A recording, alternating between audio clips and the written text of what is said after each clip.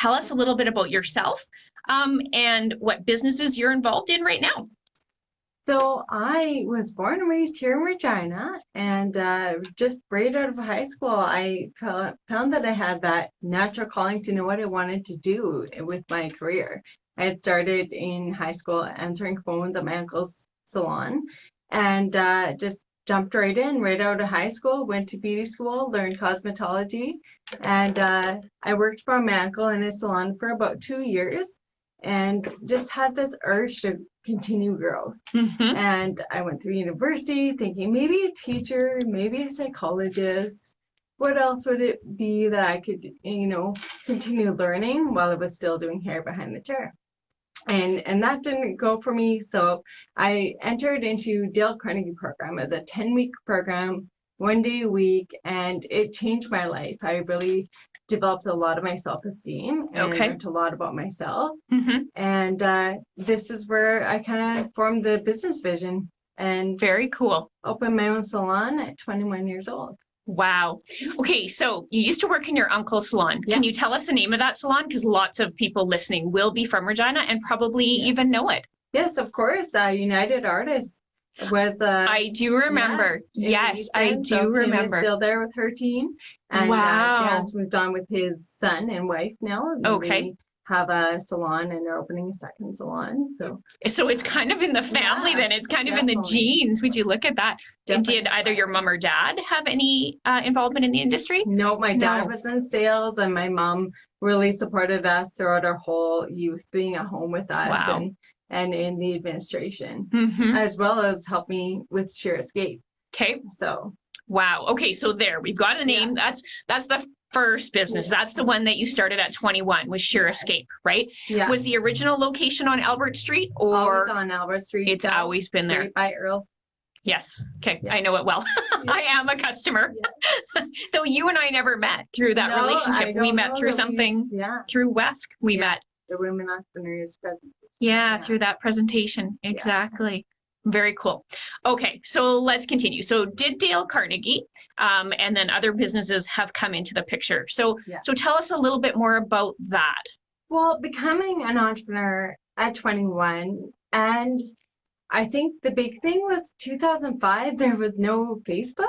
Isn't that true? So our old school marketing was like putting 10 cards at Earl South during lunch hour and doing all the waitresses' hair, and that was kind of our marketing technique. So in a short 8 months I probably joined every networking group possible and was constantly out in the community. We did fundraisers, events, and it was absolutely amazing journey. In 8 months I was nominated for a Young Entrepreneur of the Year award through Chamber of Commerce, which was absolutely so full of gratitude to be recognized. Yeah, that's a real honor. Like the Regina Chamber of Commerce or the SAS Chamber? Regina Chamber of Commerce. Wow, I had John and Amanda on. So it's crazy. Yeah.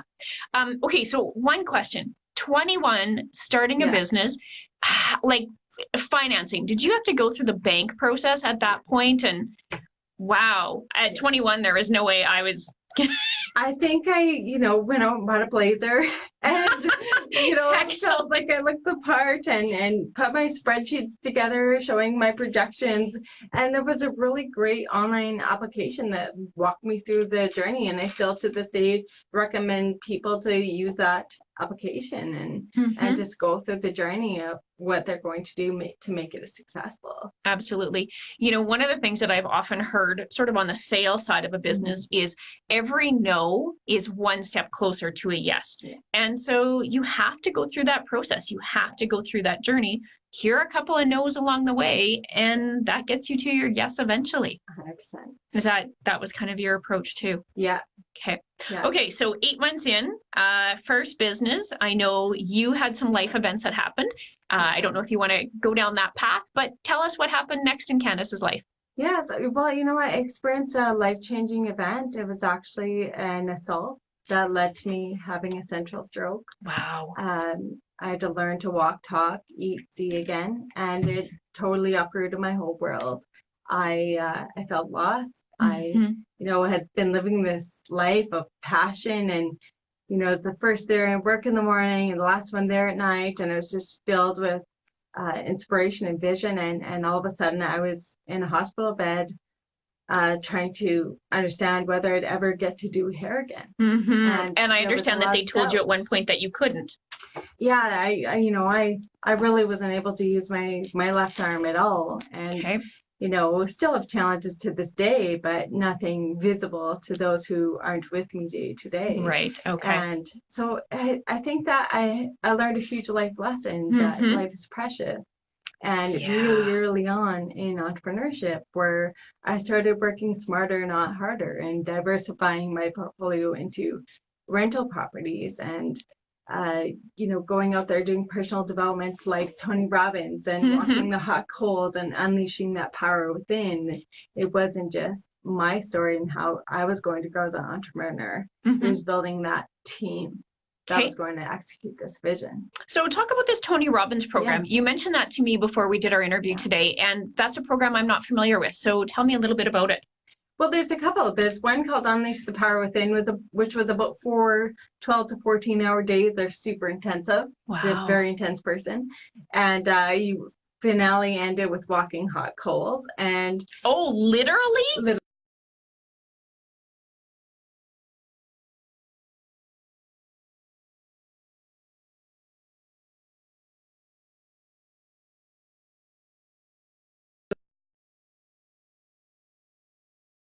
Date with Destiny, and it really was life-changing. It's about building that blueprint of who you are and maybe who you were and understanding who you were and rebirthing it as where you want to be now. Knowing that your values were here, and I actually choose to, and I can choose to revalue and put my new values on paper and own those now. Exactly.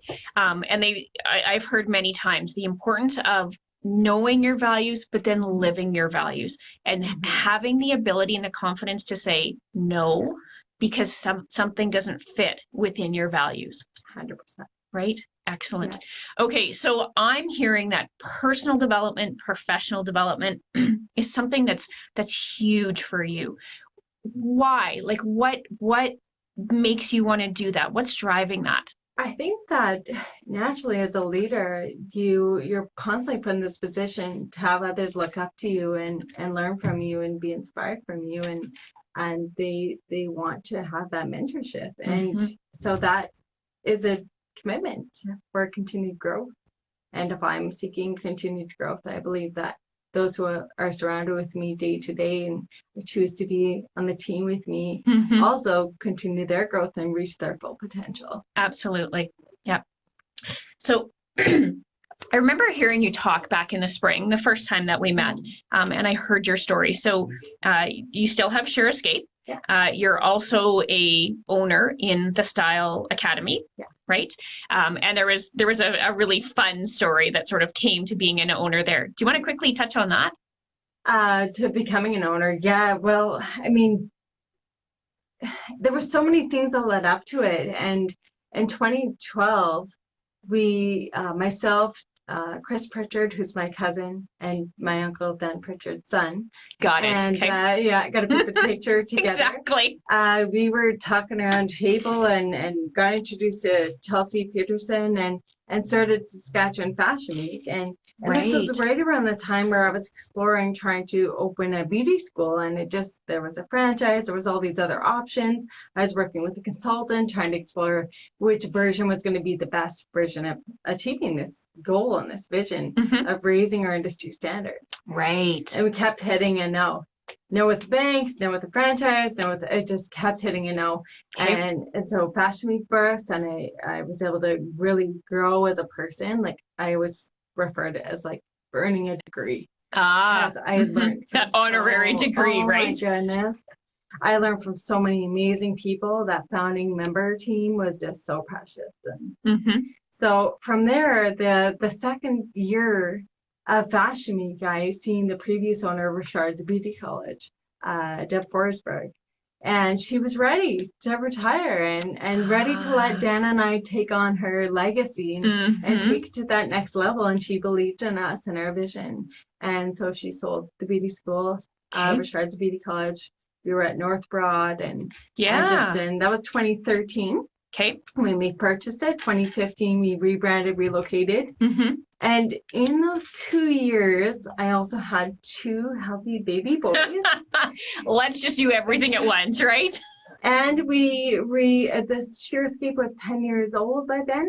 So we actually renovated the whole space into a beautiful new modern space. So that was, between 2013 and 15. Those were a couple of crazy years. Yeah, see at least. Can you actually look back and remember very much of it? Or is it kind of a blur? It's pretty blurry, but filled with joy and, absolutely. and love for what I did. And, thinking back to being in the hospital bed where I didn't know if I could continue in this industry and all those challenges rose, I can't imagine if I didn't fight through and believe that I could continue in this industry, because this industry has brought me so much fulfillment and joy, and the people I get to be surrounded by. Like, our goal is to make others feel beautiful. And that's what we get to do. That's our gift that we get to share every day. That you get to share every day. Exactly. Yeah. And to now mold other youth to come into an industry where you love what you do every day, and it can heal people. So it's a wonderful tour. So let's talk a little bit about the industry. So the beauty industry, I think, takes a beating, probably more often than it deserves. It's a tough industry out there. So you spend almost all day, every day, focused on the industry in one way, shape, or form. What's happening in the industry in terms of trends and the future? And I mean, I can't get a haircut online. I absolutely have to rely on someone local. Yeah. And in fact, that's probably one of very few businesses that you can't. Yeah. You can't go online. So talk to me a little bit about the future of your industry and how things like that are impacting you. Well, I see our industry as, you see it, real estate. Every block, there's a salon, right? Like we're helping that fill those spaces out there. Right. But, there's some trends going on where there's a lot of people that have that vision of going out on their own, and there's less collaboration happening, where I believe the future of successful entrepreneurship in the creative industries is collaboration. We're going to see less and less salons opening and more merged division opening. Okay. Just like the health centers, or, instead of having like 400 photographers and different centers where you're working singularly, you're going to start to see a photographer, a fashion designer, a hairstylist, a makeup artist all in one building. And, that's right. I think my big vision would be to see a destination experience for Regina. Yeah. Where we had this facilitated merger, and we all come together and build this amazing experience for people that want to travel across Canada to come and experience the talent that we have here in our province. So you talked a little bit about that in the notes that you sent me in advance. So talk to me a little bit more about that. Tell me about your vision. What do you see? I see a lifestyle building. Something where we can come in and drop our kids off, go to the licensed cafe, work licensed, thank you. Licensed cafe is ideal. We never know what time of the day that could be. Go work with a personal life coach and make sure we're, feeling fulfilled in all the areas of our lives. Get a workout in, do your hot cold dip spa. Just really feel, and if you work in that building, you can maximize everything from that building, and you can use the app as a membership because everything's going that direction. So your membership is managed through the app, and you get to go. So I mean, I got to put this out there. That's one thing. Economic development, Regina. There's a wonderful woman, Jasmine, that's really growing so many people here in Regina, supporting entrepreneurs. Yes, absolutely. And it's huge sport with Audacity, where I sit on the board. And she said, we got to get loud with our ideas. We got to get loud with our vision. We can't keep all these things inside, because the worst thing we could do is have 2 blocks away from each other, the same vision, the same thing, and come out together. And then we're both struggling versus working together. Yeah, exactly. Yeah. That whole collective concept is really something that's gaining some momentum lately. Absolutely. Yeah. So I just need to do a quick station ID here, and then we'll be back, and we're going to do our series of fast questions with Candice when we come back. So I just want to share with the listeners that Regina Community Radio is hosting a Chase the Ace every Sunday night from the Revival Music Room, but ours is Chase the Bass. It's a classic Chase the Ace lottery with a twist of being able to win both cash jackpot and sweet bass guitar. So every Sunday ticket sales begin at 7 p.m. and cost $5 per ticket, with the draw being at 9:15 p.m. If your ticket is drawn, you immediately win a portion of the pot and get a chance to pick a card from the deck. If you pick the Ace of Spades, the event is over and you win the entire jackpot and the bass guitar. If you choose any other card, that card is removed from the deck and the pot continues to grow. Come try your luck at Chase the Ace every Sunday night at the Revival Music Room on Dudney, and stick around after for live entertainment. The current jackpot is $500. If you're looking for more details, check out cjtr.ca.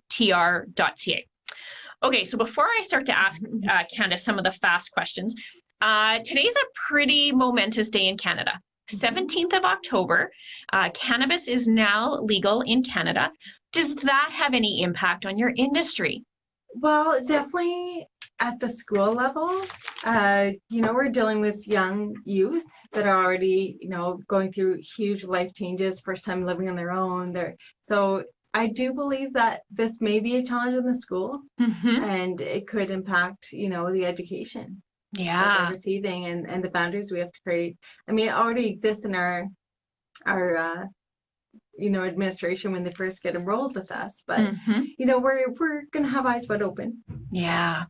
Well, I was reading an article online this morning about how employers are approaching this. And of course, employers have not been well prepared. And I don't mean that from the employer perspective, but in fact, the research and the information needed to make decisions aren't there. So as an employer, you're left kind of with a couple of cards missing from the deck. So, lots of employers are saying 100% abstinence is the only option.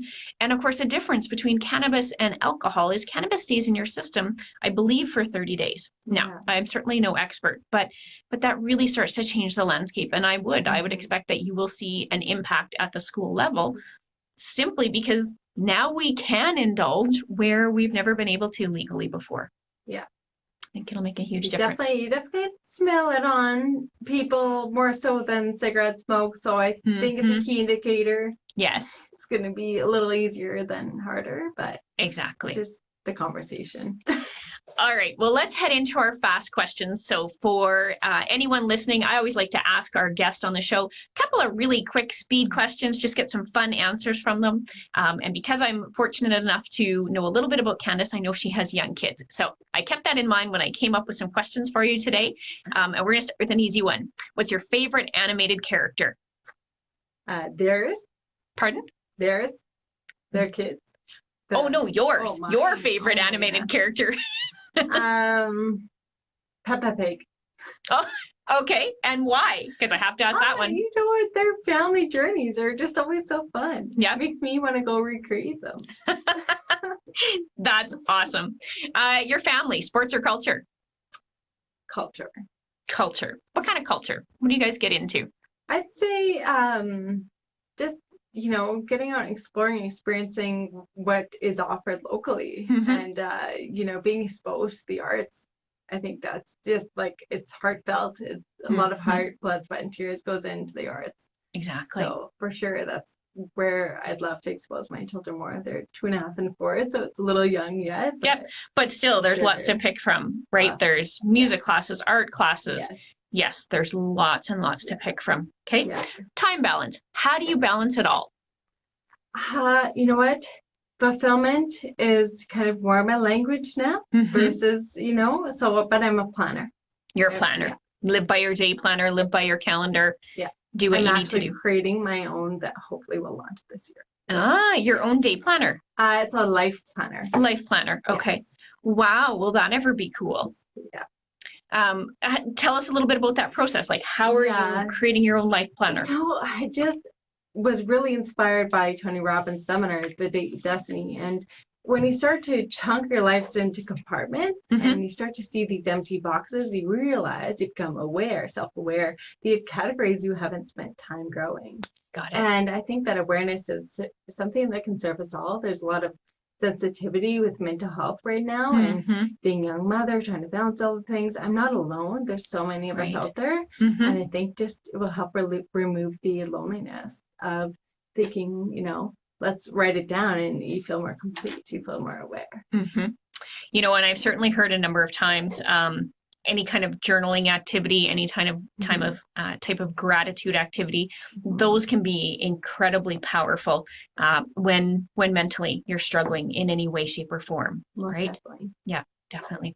Okay, well, let's talk a little bit more about Candyce. So, as a business owner and a business owner at 21, there has to have been something that happened in the last number of years that, maybe at the time you couldn't smile about it or laugh about it. But when you look back now, you're really able to appreciate the humor of the situation. Maybe it was something like the walls got painted the wrong color when you redid the salon, or, is there something that comes to mind right away that you think, okay, in hindsight, yeah, it was kind of funny, but at that time it wasn't? I've always had a lot of gratitude for the first contractor that I ever had. Okay. Mel Fiessel, also contracting, amazing man. I still see him at the French press grabbing coffee, and he, was so patient with me. I drew out the columns and the curved walls, and he's just like, how much a curved wall is, and I painted probably every wall different colors, and it was dark colors too, so layers of paint, and he was just so patient, accepting of my creativity, what I wanted, this glass blocks and this, I sketched the logo versus, having a design, and had it scanned in for my sign. And it was so complex, yet he was so supportive. And Lawrence, the drywaller, just was so patient with those curved walls. And so you did have curved walls in the beginning? I did have curved walls. Oh, wow. Big renovation, curved wall pillars, glass blocks. It was a hard project for sure. And hand drawn. And he basically took this hand drawing and turned it into reality. Turned it into reality. And, I built confidence from that experience because he respected that I didn't want to just hand off the ideas. I wanted to really create them. Right. Mel, you said the first name was, right? No. And that's phenomenal, because at 21, most people, I think, and maybe most women, if I dare go down that path, would have a really hard time getting the respect from someone. So given the last name, there was some sort of relationship there? No. Okay. No. This is coincidence, because this is your married name? Yeah. Okay. So no, they're not related. Oh, isn't that something? Funny. So I have to give that individual a ton of credit for, it really built me up. Exactly. So in hindsight, I don't have regrets, but I'm very grateful I fell into the lap of the right person. No kidding. Wow. Yeah, that's very good. Very good. Lessons learned. Yeah. What are your takeaways from all of the different things that you've done, and what would you share with a budding entrepreneur? I think when I started removing myself from the business day and night is when I really grew. And that, I didn't see that prior to my trauma happening. And I just never wanted that trauma to define who I was. Yeah. So I started nurturing the other version of Candyce, and I became a stronger leader because of it. I quit Saturdays, the busiest day. I became a big sister through the YWCA. She was 14, and now she's 24, and she works in my salon doing hair, nails, aesthetics. I didn't know that. Yeah, she's a gem, like a soul sister, and she's even started mentoring now. So, good for her. That full circle. Yeah. We did events like Girl Space, and at one point I remember just feeling so inspired. I was sitting on the floor of my salon. There's probably like 60 people, give or take, youth all around, and we had partnered with the Y, and we were doing inner and outer beauty. And we would kind of teach them how to paint nails, and then the other Girl Space, they would teach their self-esteem building lessons. It was easier to kind of break the ice of having those tough conversations. Okay. And at the end of that, we did a fundraiser called the Day in the Life of a Teenager, and raised $8,500 for the Wascana rehab. For Wascana. And those young people got exposed to what it's like to raise money and give back to the community. Oh, and they were doing the fundraising. They sold the tickets, and they were the runway show pageant people, and very cool. It was a great way to bring confidence out on the okay, after 8 weeks classes, now I'm walking the runway and raising money for our community. So wow. Yeah. Candice, I have to thank you. We're actually out of time. And in fact, we've gone a few seconds over. So somebody might be knocking on the door here right away.